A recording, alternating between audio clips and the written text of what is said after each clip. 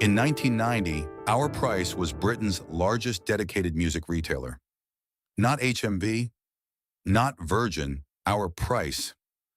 300 orange and red storefronts on every high street in the country, from Aberdeen to Penzance, from Belfast to Cardiff. If you grew up in Britain in the 1980s, you didn't just know Our Price. You went there every Saturday, without fail. You knew the weight of the door. You knew the carpet.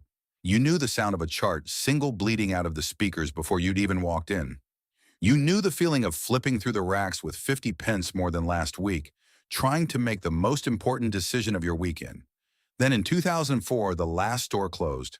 No farewell tour, no national moment of mourning, no front pages, just a locked door, an empty window, and a sign that stayed up a few weeks longer than it should have. 300 shops, gone. How does a brand that sold Britain its soundtrack for 30 years simply vanish? And why does almost nobody talk about it? This is that story. And if you were there, you already know exactly why it matters. The story begins not with a vision of empire, but with a simple, almost radical idea that ordinary British people deserve to buy music at a fair price. In 1971, a small record shop opened in London. The name was direct, almost blunt. Our Price. Not a brand name designed by a marketing committee, a statement of intent, a promise printed above the door. Whatever is in this shop, the price belongs to you, not to the distributor, not to the wholesaler, not to the West End boutique that made you feel underdressed the moment you walked in. Britain in 1971 was not a country of easy abundance. The economy was turbulent, wages were stretched, and buying a new album was a considered decision for most working families. Record shops in the early 1970s existed in two uncomfortable extremes. Either the large, impersonal chain that treated music like tinned goods, or the specialist shop where the staff's knowledge felt more like a barrier than a welcome. Neither served the teenager from an ordinary street in an ordinary town who simply loved music and wanted to own more of it. Our Price stepped into that gap. The original store was small by any measure, a modest high street unit, racks arranged tightly, stock chosen carefully. But what it offered was something the competition had failed to understand: dignity. You could walk in without knowing the difference between a pressing and a reissue. You could ask a question without being made to feel foolish.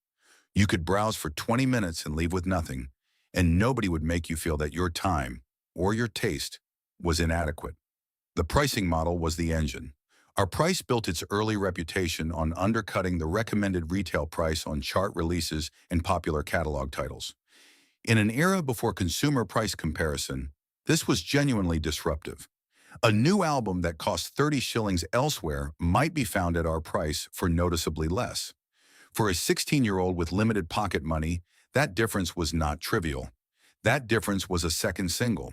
What the founders understood, and what their larger competitors consistently underestimated, was that music retail was not simply a transaction.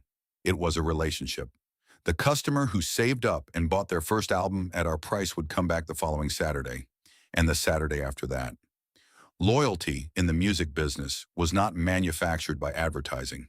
It was earned at the rack, at the counter, in the moment a member of staff played something over the speakers that stopped a customer in their tracks. The early stores carried vinyl, of course, the dominant format of the era. Singles and albums, chart stock and back catalog, a carefully curated range that balanced commercial appeal with enough depth to reward the more curious browser. The smell of those first shops was particular and unrepeatable. The slight warmth of the electrical equipment, the clean, faintly chemical scent of new record sleeves, the low hum of music that was always playing. Picture a young woman in 1973 pushing open the door of an Our Price on a gray Thursday afternoon. She has 40 pence. She needs it to last until the weekend. But there is a single in the chart rack. She has heard it twice on the radio. And the price is right. She stands at the rack for 4 minutes. She buys it. She carries it home in a small paper bag. She plays it 6 times before dinner. That woman came back the following week, and the week after that, for the next 25 years. That is what Our Price built. Not a retail format, not a supply chain, a habit of love. The 1980s belonged to our price, not partially, not in certain cities or certain demographics, entirely. If you were between the ages of 13 and 30 and you lived anywhere in Britain with a functioning high street, our price was part of the rhythm of your week. It was as fixed as school, as reliable as Sunday dinner, as anticipated as Friday night. Saturday morning meant one thing, and it did not mean staying in. The decade opened with vinyl still dominant and cassettes rising fast. Our price stock both without sentiment, following the customer rather than the format. When the CD arrived in Britain in 1983, carried in on a wave of industry fanfare and consumer curiosity, our price was ready. The racks shifted, the prices adjusted. The orange sticker, that small, distinctive oval that marked every Our Price purchase, appeared on CD cases as naturally as it had appeared on album sleeves a decade before. The technology changed. The ritual did not. And the ritual was everything. It began for most customers on the bus into town. Not a car, a bus. Because our price lived on the high street, in the center of things, where the market was and the Woolworths was and the cafe that did a decent bacon sandwich was. You arrived with a specific budget, a week's pocket money, a birthday note from a grandparent, the change left over from something else. And you already knew roughly what you were going to look at. The chart, always the chart. Britain in the 1980s had an almost religious relationship with the singles chart. The top 40 was announced on Radio 1 every Sunday evening, and by Monday morning the conversation had begun. By Saturday, the conversation had a conclusion. You went to Our Price, you found the single, you bought it or you didn't, and either way you stood at the rack long enough to feel the full weight of the decision. This was not shopping, this was curation. This was, for many teenagers who had no other language for it, the beginning of an identity. The staff understood this, or the best of them did. The Our Price employee of the 1980s was a specific British type, young, music-obsessed, opinionated in a way that was occasionally insufferable, but more often genuinely useful. They knew what had just come in. They knew what was worth buying. They knew what the chart position didn't tell you, that the B-side was better, that the 12-inch had an extra track, that the band's previous album, the one sitting in the back of the rack, was the one you actually wanted. A good Our Price member of staff was worth more than any music magazine. They were free and they were there every Saturday, and they remembered what you'd bought last week. The store itself was a sensory experience so specific that anyone who was there can reconstruct it 30 years later without effort. The layout was tight, racks running parallel, singles at the front near the door, albums deeper in. The chart display prominent and updated weekly with a kind of ceremony. The lighting was functional rather than atmospheric, but it didn't matter. The music playing through the speakers set the temperature. On a good Saturday, the shop had a particular energy, not quite noise, not quite quiet, a kind of collective concentration, 20 people all doing the same thing, all slightly separate, all briefly happy. There were occasions that brought people in beyond the weekly ritual. Birthdays were the obvious one. The Our Price gift token was, for a certain generation of British teenagers, the most reliably excellent present a relative could give. Christmas brought parents in who had not been inside a record shop since the previous Christmas, standing slightly lost in the album section, asking a member of staff for help in a way that was endearing and faintly comic. Valentine's Day brought in people buying singles for people they hadn't told yet. Bank holidays brought in people with unexpected free time and the particular restlessness that free time creates. And there were the school holidays, the summer weeks when you had more time than money, and the Our Price visit stretched from a 20-minute Saturday errand into an hour-long browse with no particular destination. You listened to things at the listening post if the shop had one. You read the back of album sleeves you had no intention of buying. You discovered things. A name you didn't recognize. A cover that caught your eye. A recommendation scrawled on a handwritten card by a member of staff who had clearly felt strongly enough to write it down. This is how a generation of British music listeners was formed. Not by algorithms, not by playlists assembled by a server in another country. By a shop, by a rack, by a Saturday. What made Our Price irreplaceable in the end was not the price, though the price mattered. It was the physical encounter with music as a collection of objects, each one carrying the specific weight of a choice made with limited money and genuine feeling. The orange sticker on the back of a case was not just a price label. It was a record of a moment. A Saturday in 1986. A specific amount of money. A decision that felt, at the time, larger than it probably was, and which, in memory, feels larger still. Was there ever a Saturday in the 1980s when you didn't at least pass an R price, even if you couldn't afford to go in? For most people who grew up in Britain in that decade, the honest answer is no. The shops were everywhere. The music was everywhere. And for one brief, brilliant stretch of British cultural life, they were the same thing. But success at this scale does not go unnoticed. And what gets noticed eventually gets acquired. Growth in retail is never purely a story of success. It is also a story of compromise. And the expansion of our price from a handful of London shops into a national chain of over 300 stores is a story that contains both in roughly equal measure. Through the late 1970s and into the 1980s, our price grew with a consistency that its competitors found difficult to ignore. New stores opened steadily across the country, not in the out-of-town retail parks that were beginning to attract larger chains, but on the high street in the center of towns, in the locations where people already walked on a Saturday morning. This was a deliberate choice, and for a significant period, it was the right one. Our price understood that music retail was a footfall business. You did not drive to a record shop, you passed one, you went in. The high street was not a limitation, it was the strategy. By the early 1980s, the chain had moved well beyond London. Stores appeared in the Midlands, in the North, in Scotland and Wales. Each new location followed a recognizable format.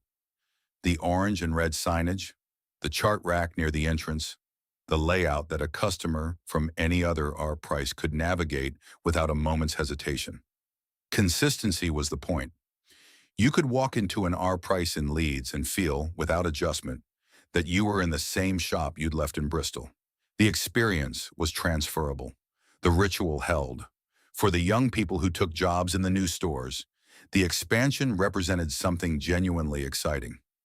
Our price in the early 1980s was still a company with a discernible identity. A place where music was taken seriously, where staff were expected to know the stock, where the conversation between employee and customer was considered part of the service. A Saturday shift at our price in 1982 was not glamorous work, but it was work that carried a particular pride. You were, in a modest but real sense, part of how Britain heard its music. Then in 1983, W.H. Smith came calling. The acquisition of our price by W.H. Smith, Britain's largest newsagent and stationer, was the transaction that would define everything that followed. At the time, it was presented as a straightforward commercial expansion. W.H. Smith was a high street institution with deep pockets and hundreds of existing retail locations. Our price was a fast-growing music chain with a strong brand and a loyal customer base. On paper, the logic was sound. In practice, it was the beginning of a slow and irreversible cultural dilution. W.H. Smith did not buy our price because they loved music. They bought it because they loved margin. The distinction matters enormously, not as a moral judgment, but as an operational reality. A company that loves music invests in range, in staff knowledge, in the depth of catalog that turns a casual browser into a committed customer. A company that loves margin looks at the same shop and asks a different question. What is the minimum range, the minimum staffing level, the minimum investment in the physical space that will still generate an acceptable return? The stores did not change overnight. In the mid-1980s, with the CD boom accelerating and music retail booming across the board, the underlying tension was easy to ignore. Sales were strong. The brand was strong. New locations continued to open. By the late 1980s, our price had reached its peak of over 300 stores, making it by any measure the most geographically extensive music retail chain Britain had ever seen. But inside the business, the early signs were already present for anyone paying attention. Range decisions began to favor chart stock over catalog depth. The back-of-the-rack discoveries, the albums that a knowledgeable member of staff might steer a curious customer towards, became harder to find as buying became more centralized and more conservative. Staff training, which in the early years had been a point of genuine pride, received less investment as headcount efficiency became a higher priority than product knowledge. The stores remained recognizable.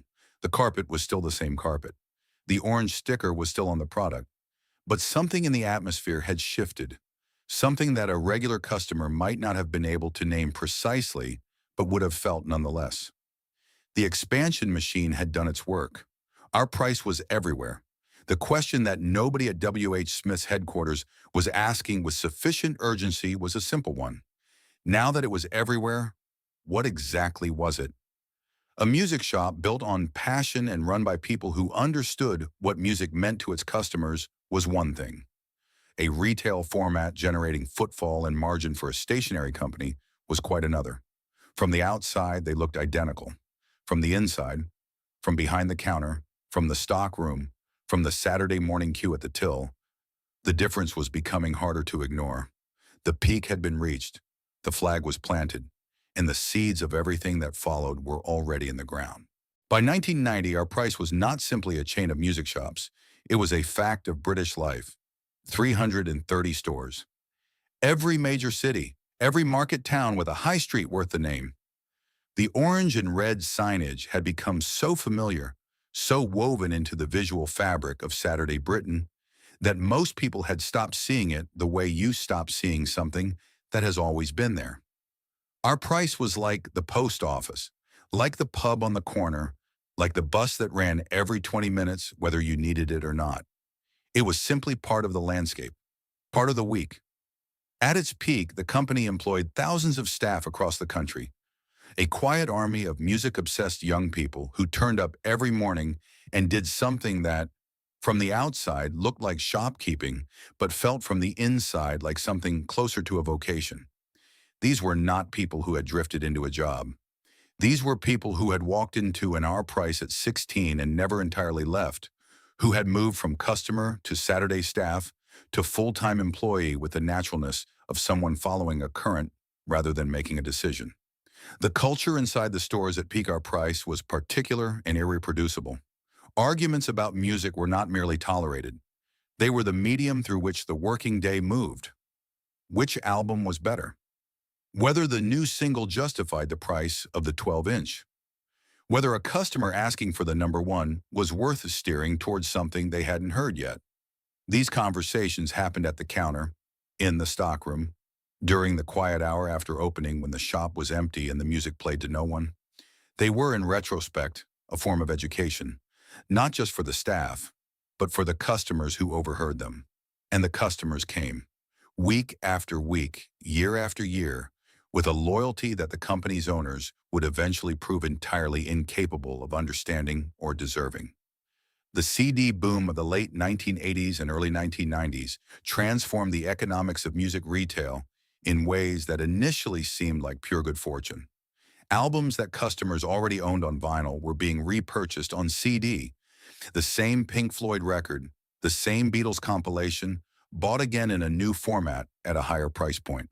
Our price was positioned perfectly to capture this wave. The CD racks expanded. The margins improved. For several years in the late 1980s, selling music in Britain was as close to a guaranteed business as retail allowed. There was a specific cultural moment that captured what Our Price meant at its height, and it happened every year without fail in the weeks before Christmas. The queues, not for a single product, not for a sale, but simply for music. The Our Price Christmas season brought in customers who had not been inside a record shop since the previous December. Parents and grandparents standing slightly uncertainly in the album section, clutching a handwritten list, asking for help with a sincerity that the regular Saturday browsers rarely needed to display. The staff rose to it. The stores, which on an ordinary Saturday had the energy of a place where people were choosing things for themselves, took on in December a different quality. The energy of people choosing things for someone they loved. This was the Our Price that its customers remembered longest. Not the transaction, but the intention behind it. The idea that music was worth giving, that an album, chosen carefully, wrapped and placed under a tree, was a form of communication between people who might not otherwise have known how to say what they meant. Generational transmission happened here too, quietly and without ceremony. The parent who had bought their first album at our price in 1975 brought their child into the same shop in 1992. The child who thought they were simply being taken shopping was, without knowing it, being handed something. A relationship with music as a physical object, as a chosen thing, as something worth saving up for. The orange sticker passed from one generation to the next like a small, unspoken inheritance. Beyond the personal, our price had become a civic presence. In smaller towns especially, the Our Price on the high street was one of the few places where you could reliably encounter people outside your immediate social circle, where the grammar school student and the comprehensive school student and the young man who had left school at 16 all stood at the same rack, looking for the same single, briefly and entirely equal. Music at its best does that. Our Price at its best was the room where it happened. Was there ever a Saturday in the 1980s when you didn't at least pass an Our Price, even if you couldn't afford to go in? The honest answer, for most of a generation, was no. But the competition had been watching, and the competition had been planning. And in the mid-1990s, two things arrived almost simultaneously that Our Price and the people who owned it were almost entirely unprepared to face. The first came from inside the industry. The second came from somewhere no one in the music business had thought to look. The trouble, when it came, did not arrive as a single event. It arrived as a series of small, quiet shifts, the kind that are easy to dismiss in isolation and impossible to ignore in retrospect. The mid-1990s looked, on the surface, like a continuation of everything that had come before. The high street was busy. The CD format was still dominant. Music retail was still a functioning business. But beneath that surface, three separate pressures were building simultaneously. And Our Price, under W.H. Smith's ownership, was structurally ill-equipped to respond to any of them. The first pressure came from scale. HMV and Virgin megastores had spent the late 1980s and early 1990s pursuing a fundamentally different retail strategy. Where Our Price had built its empire on the high street unit, compact, accessible, embedded in the ordinary flow of a Saturday, HMV and Virgin were going large. Flagship stores of 10, 15, 20,000 square feet. Listening posts, cafe areas, in-store appearances, an experience that a 300 square foot Our Price simply could not replicate. When a Virgin megastore opened in a city center, it did not just compete with Our Price for the same customers. It redefined what a customer could expect from a music shop, and it made the Our Price format feel, almost overnight, like something from an earlier era. The customer noticed, not immediately and not with any conscious disloyalty, but when the choice existed between a familiar, modestly sized Our Price and a vast immersive Virgin megastore with a wider range and a better listening experience, the decision began slowly to shift. The browsers, the customers who came in without a specific purchase in mind, who spent 40 minutes and left with something they hadn't expected to buy, began drifting towards the larger stores. Our Price retained the focused buyer, the person who knew exactly what they wanted, but the browser was where the magic happened, and the browsers were leaving. The second pressure came from ownership. By the mid-1990s, W.H. Smith's priorities for Our Price were becoming visibly clearer, and they were not the priorities of a company that understood music retail. Investment in store refurbishment slowed. The range, already less adventurous than it had been in the early 1980s, contracted further towards the chart and the obvious catalog. Staff hours were managed with an efficiency that left individual stores feeling, on quieter days, understaffed in a way that would have been unthinkable a decade earlier. There is a particular kind of decline that happens to a retail brand when its owners stop believing in it. Not dramatically, not through any single catastrophic decision, but through the accumulated weight of 100 small disinvestments, a ceiling tile not replaced, a display not refreshed, a member of staff not replaced when they leave. None of these things individually changes the customer experience in any measurable way. Together, over 2 or 3 years, they change everything. The store that had felt alive, energetic, current, cared for, begins to feel like somewhere that is being maintained rather than invested in. Customers feel it before they can name it. Staff feel it immediately. A store manager in the Midlands, one of dozens who had built their careers inside our price through the 1980s, described the shift in terms that were quiet and precise. The range meetings, which had once felt like genuine conversations about music, had become exercises in margin management. The new releases that arrived each week were the safe ones, the obvious ones, the ones that head office was confident would shift. The back catalog, which had always been the soul of a good record shop, the place where a curious customer could spend an afternoon and leave having discovered something that would matter to them for the rest of their life, was being quietly, systematically reduced. The third pressure came from a direction that almost nobody in the industry was watching with adequate seriousness. In 1994, a company called Amazon opened for business in the United States. In 1995, it began selling books online. By 1998, it had expanded into music. The same year, CD Now, a dedicated online music retailer, was processing orders for CDs that would arrive by post within days, at prices that undercut the high street without the overhead of a single physical location. This was not in 1998 a crisis. The internet was still a minority activity in British households. Broadband was years away. Most of our Price's customers were not buying music online. They were still coming through the door on Saturday morning, still pulling singles from the chart rack, still asking the staff for recommendations. The numbers in 1998 did not suggest an emergency. But the numbers in 1998 were not the point. The point was the direction. And the direction, for anyone willing to look at it honestly, was unmistakable. The physical purchase of music, the trip into town, the rack, the orange sticker, the paper bag, was a behavior built on the absence of a convenient alternative. The moment a convenient alternative existed, the behavior would change. Not for everyone and not at once, but enough and fast enough to matter. How long could a business this beloved actually survive when the people who owned it refused to see what was coming? Inside our price, the answer to that question was not being asked.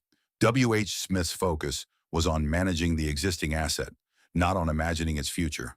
The stores that needed refurbishment were assessed against a cost threshold, not a strategic vision. The digital question, what does a music retailer do when music becomes downloadable, was either not being raised in the relevant meetings or being raised and dismissed. The customers, walking through the door on a Saturday in 1998, had no idea that the shop they were standing in was already, in the ways that mattered most, running out of time. They were still buying, still browsing, still finding things they hadn't expected to love. But the ground beneath the orange sticker had been shifting for years, and what was coming next would not be a crack, it would be a fracture. In 1998, W.H. Smith made a decision that would, in retrospect, define the final chapter of our Price's existence. They sold it, not to a music company, not to a retailer with a genuine understanding of what the brand represented or what its customers expected from it.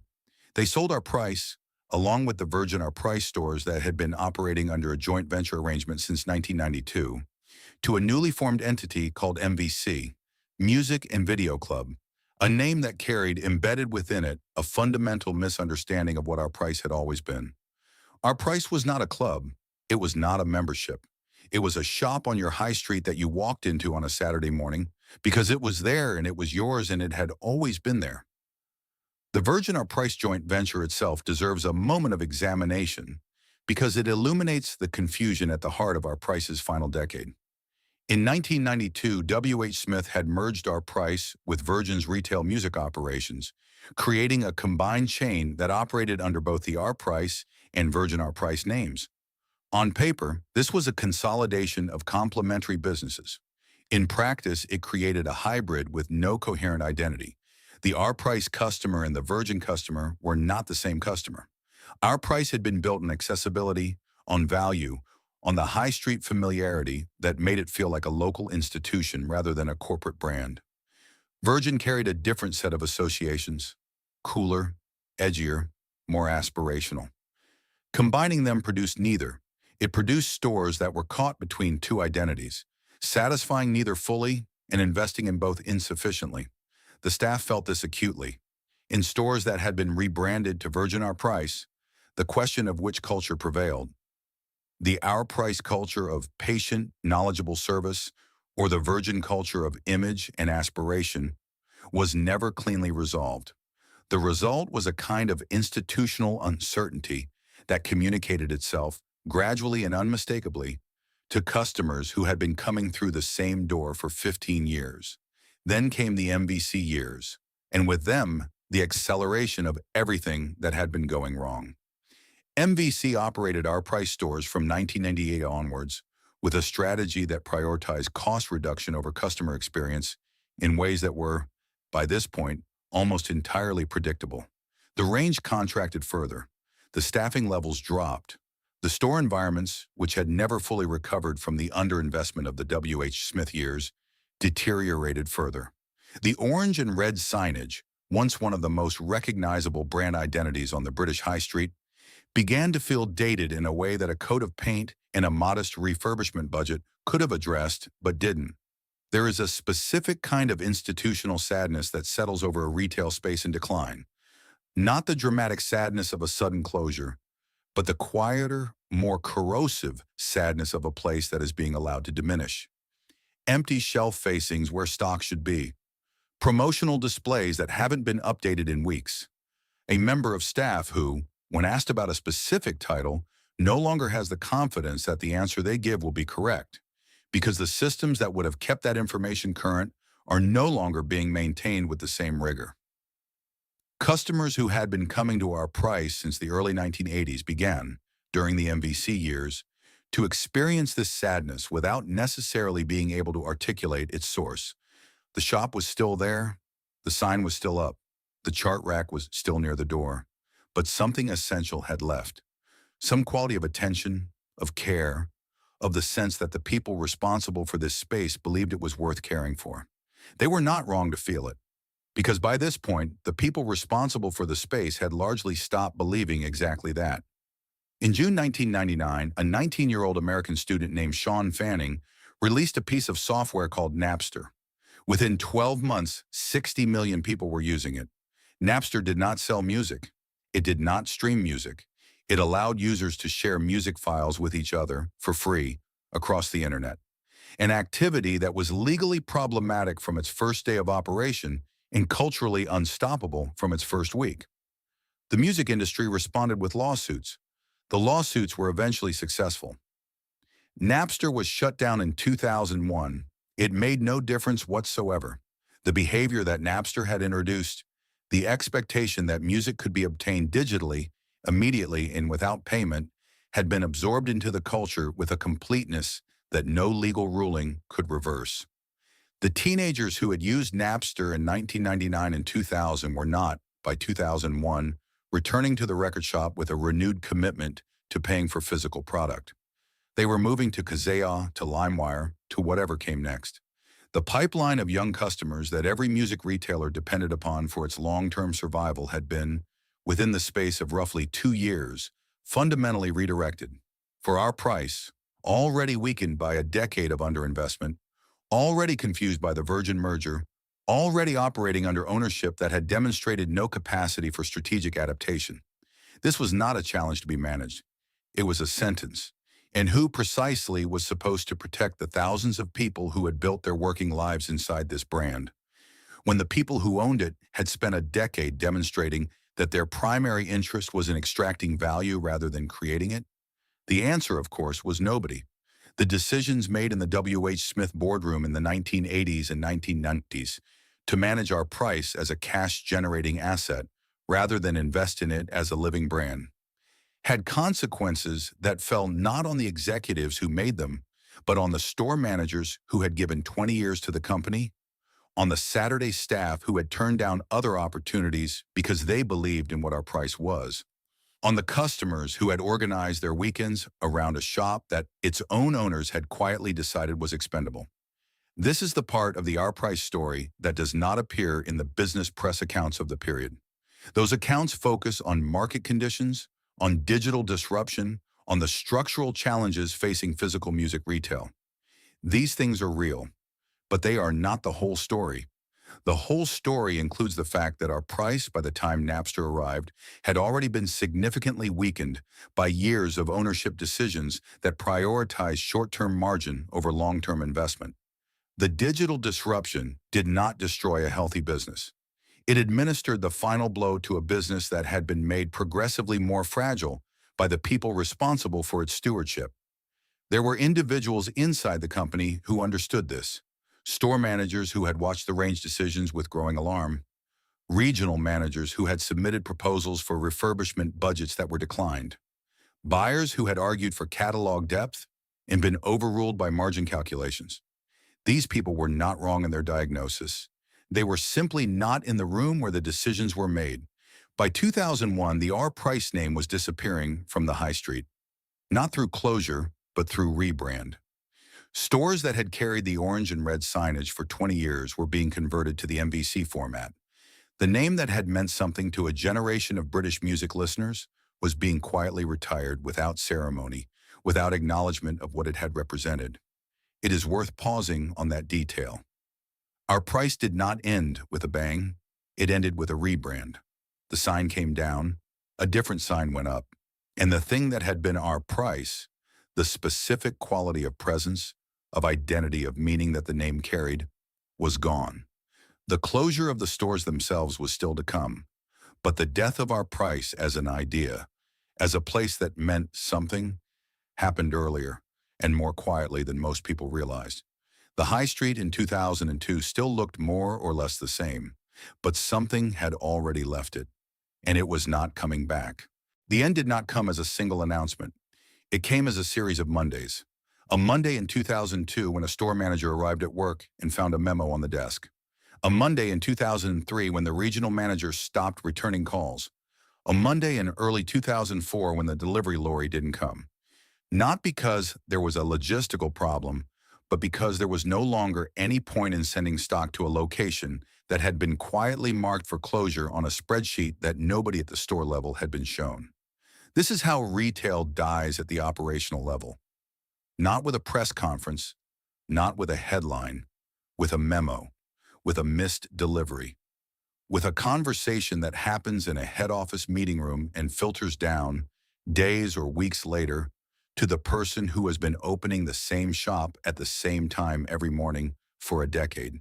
MVC, which had acquired the R Price and Virgin R Price stores in 1998, had spent 4 years attempting to make the combined estate commercially viable in a market that was moving against it with accelerating force. The attempt was not without effort. New store formats were trialed, pricing strategies were adjusted, the product range was reconfigured to chase whatever the market seemed to want in any given quarter, but the underlying problem was not one that could be solved by quarterly reconfiguration. The underlying problem was that the reason people had come to our price, the specific, irreplaceable experience of browsing physical music in a familiar, trusted, high street environment, was being systematically eroded by forces that no amount of internal restructuring could address. iTunes launched in the United Kingdom in June 2004. For 79 pence, a British music listener could purchase a single track legally, instantly, without leaving the house. For $7.99 an album. The pricing was not dramatically lower than the physical equivalent. The convenience was incomparable. The timing was, for our price's remaining stores, terminal. By the time iTunes launched in the UK, the MVC estate was already in serious difficulty. Store numbers had been declining for 2 years. The locations that remained open were, in many cases, operating with reduced hours, reduced staff, and reduced ranges that bore little resemblance to the depth of catalog that had defined our price at its peak. The customers who still came in were, increasingly, customers with a specific purchase in mind. The chart single, the obvious album, the gift purchase for someone else, the browsers, the discoverers, the people who had once spent an hour in an R price and left, having found something that would matter to them. These customers had already made other arrangements. In the summer of 2004, MVC entered administration. The announcement was made with the kind of corporate language that is specifically designed to obscure human consequence behind procedural neutrality. The administrator's statement referred to the challenging retail environment, to structural pressures in the physical music market, to the decision to pursue an orderly wind down of the business. These phrases are accurate in the way that a weather report is accurate. They describe conditions without conveying anything of what it feels like to stand in them. What it felt like, for the people who stood in it, was this. A store manager in the north of England, who had joined our price as a Saturday assistant in 1986 and had worked her way through every level of the organization over 18 years, described learning about the administration on the morning news before she had reached the shop. She drove in anyway. She opened the doors at the usual time. She told her staff what she knew, which was not much. She answered customer questions as best she could. She processed transactions. She cashed up at the end of the day. She locked the door. She did this for 3 more weeks until the official closure date was confirmed for her location. This is the human texture of institutional collapse. The profound, ordinary dignity of people who continue to do their jobs correctly and carefully in the full knowledge that the institution they are doing them for has already, in any meaningful sense, ceased to exist. The store was still open. The till was still working. The orange sticker was still going on the product at the point of sale, because that was the procedure, and the procedure had not been formally suspended. But the company behind the sticker was gone. The idea behind the company had been gone for longer. The liquidation sales that followed told their own story. The remaining stock, CDs, DVDs, accessories, the display units themselves, was marked down in the way that liquidation stock always is, with a particular quality of sadness that attaches to things being sold because they cannot be saved. Customers who came in during those final weeks described a feeling that was difficult to categorize. Not quite grief, because a record shop is not a person, but something adjacent to it. The recognition that a place which had been part of the routine of their lives was ending, and that the ending was not dignified, and that nobody in authority seemed to consider it worthy of acknowledgement. There was no farewell event, no final concert in the car park, no message from the company to the customers who had spent, in aggregate, decades of Saturday mornings inside its stores. The sign came down. A man with a van took the display units. The keys were returned to the landlord. Another retailer, in most cases one selling something entirely unrelated to music, would eventually take the space. The high street did not pause. It never does.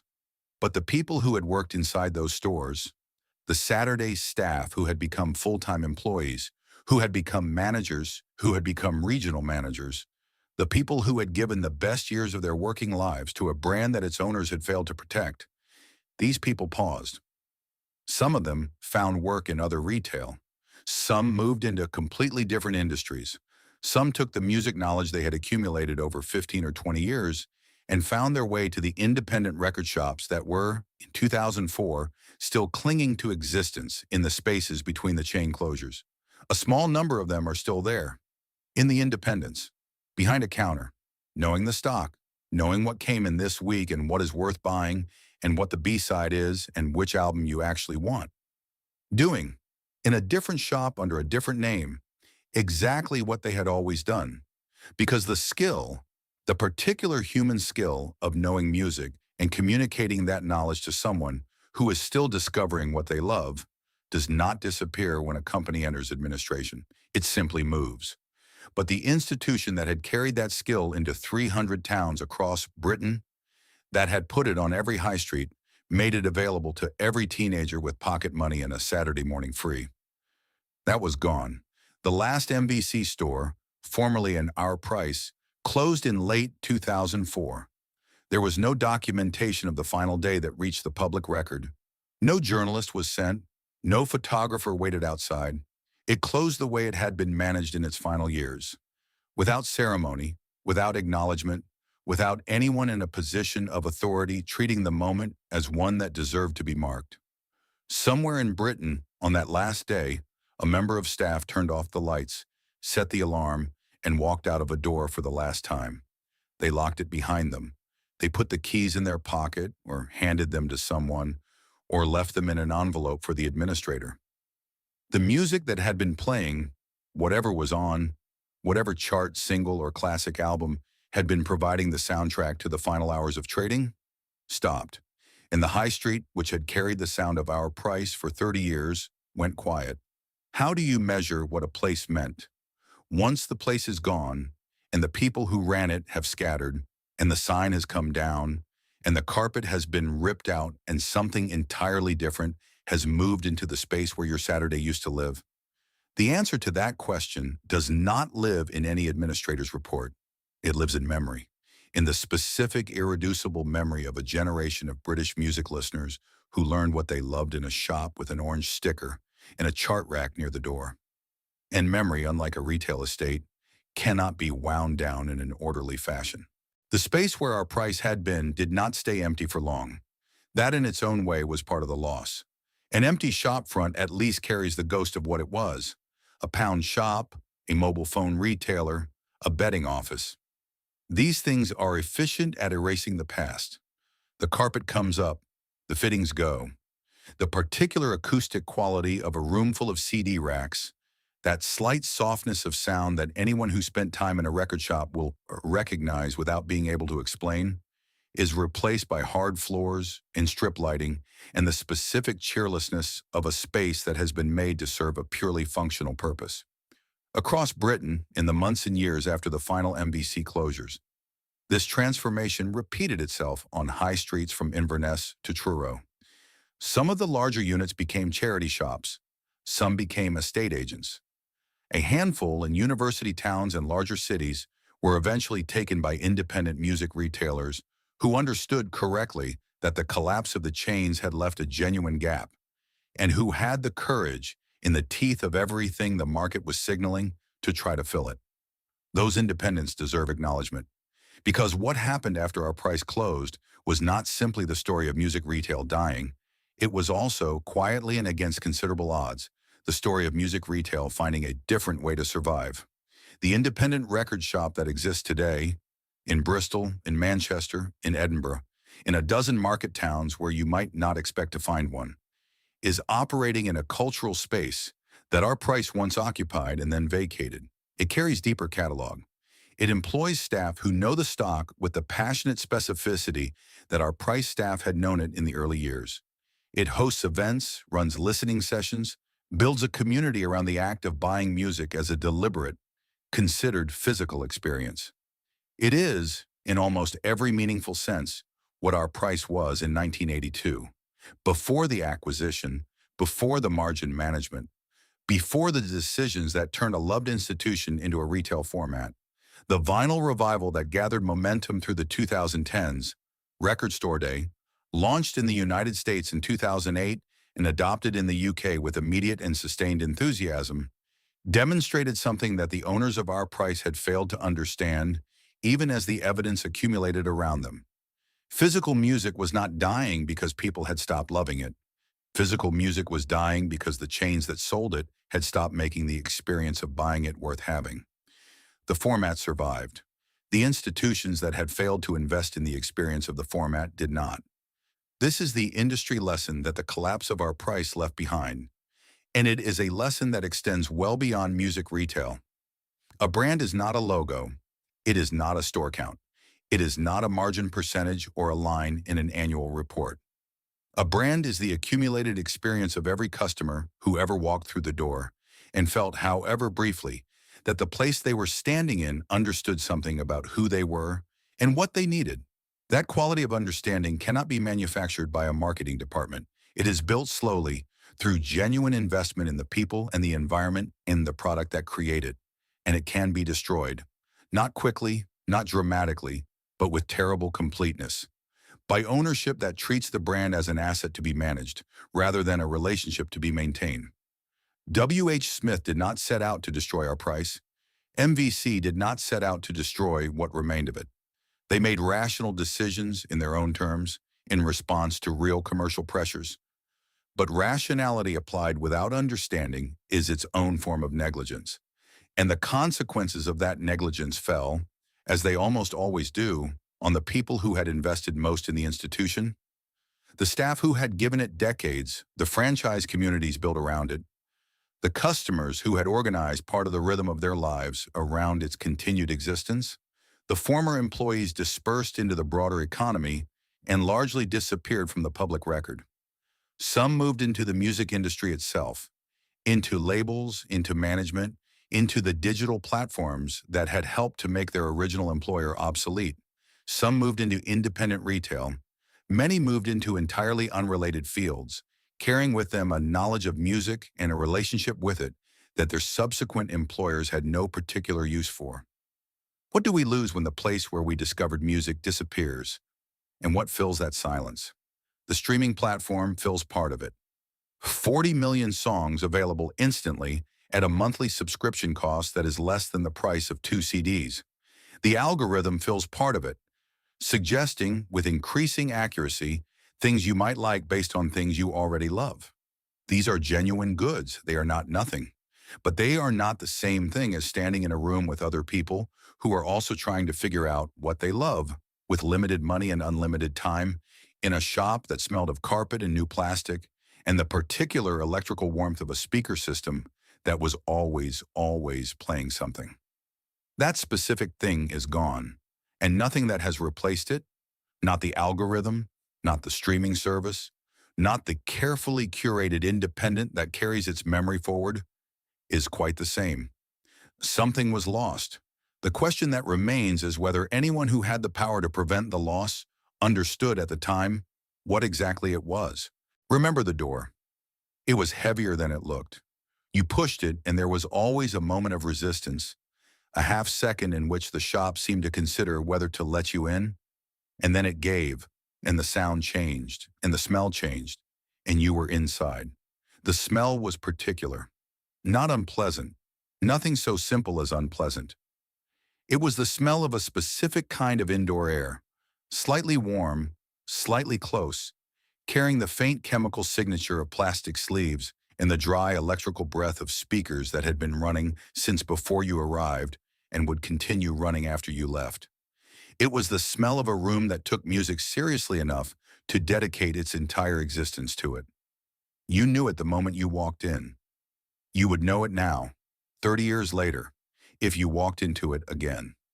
The chart rack was near the door, always near the door, close enough that you could reach it before you had fully committed to being inside, before you had decided whether today was a buying day or a looking day. The singles were in a row, ordered by chart position, each one in its sleeve with the price visible and the week's position marked. You flipped through them with the practiced speed of someone who had done this every Saturday for years. Your fingers knew the motion.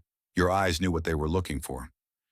And occasionally, not every week, but often enough to keep you coming back, your fingers stopped on something you hadn't expected, and you stood there for a moment reading the sleeve, and the music playing through the speakers seemed to adjust itself to accommodate the discovery. That is the memory, that specific, unrepeatable convergence of a Saturday morning and a limited amount of money and a room full of music, and the feeling that the right choice was somewhere in the rack, and you had the time and the freedom to find it. Our price mattered because it was available, not available in the thin, administrative sense of being technically accessible, available in the deeper sense of being genuinely, unhesitatingly for you. For the teenager from an ordinary street who had never been inside a West End record shop and would not have felt welcome in one. For the young woman who loved music but did not have the vocabulary to discuss it with the confidence that specialist shops seemed to require. For the 12-year-old with £2.50 and a very specific idea about how it was going to be spent. For the parent who wanted to give their child something real. Not a toy, not a game, but a piece of music that might matter to them for the rest of their life. This is what a certain kind of institution does, and what almost no digital platform, however generous in its catalog and however precise in its recommendations, has yet found a way to replicate. It creates a space in which the discovery of what you love can happen in the presence of other people who are also discovering what they love. The shared physical space of a record shop was not incidental to the experience of buying music. It was constitutive of it. You were not alone with an algorithm. You were in a room. The room had a temperature, a sound, a smell. The other people in the room were doing the same thing you were doing, Occasionally, one of them said something, recommended something, disagreed with something, held up a sleeve and asked if you'd heard this. And the experience became, briefly and unexpectedly, a conversation. This is what was lost. Not the transaction. The transaction has been replaced, efficiently and cheaply, by technology that does it better in almost every measurable way. What was lost was the room, the specific, irreducible experience of being in a physical space dedicated to music, with other people who were there for the same reason, with enough time and enough quiet and enough presence of mind to actually discover something. The orange sticker is still out there, on a second-hand copy of something in a charity shop, priced at 50 pence, sitting in a crate between two albums nobody remembers. On the inside cover of an LP in a box in someone's attic, carried through 3 house moves in 2 decades without anyone quite being able to throw it away. On a CD case at the back of a drawer, the case for an album that still matters, that is still played, that still sounds like a specific Saturday in a specific year, when everything was more or less all right and the chart rack yielded something worth buying. The sticker does not say much. It says a price and a chain name and nothing else. But what it records, without knowing it, without intending to, is an act of love. The act of a person who cared enough about music to go somewhere to get it, to make a choice with limited money, to carry it home, to play it. Somewhere tonight, someone is telling their child about the Saturday ritual, the bus into town, the high street, the door that was heavier than it looked, the chart rack, the orange sticker, the walk home with something new. The child will find the same music in 4 seconds on a phone, but they will understand from the way it is described, from the specific weight of feeling in the voice of the person describing it, that something real happened in those shops, something that mattered, something that belonged, in the most honest sense of the word, to the people who were there. It is gone. It was ours. And for the people who remember it, it always will be.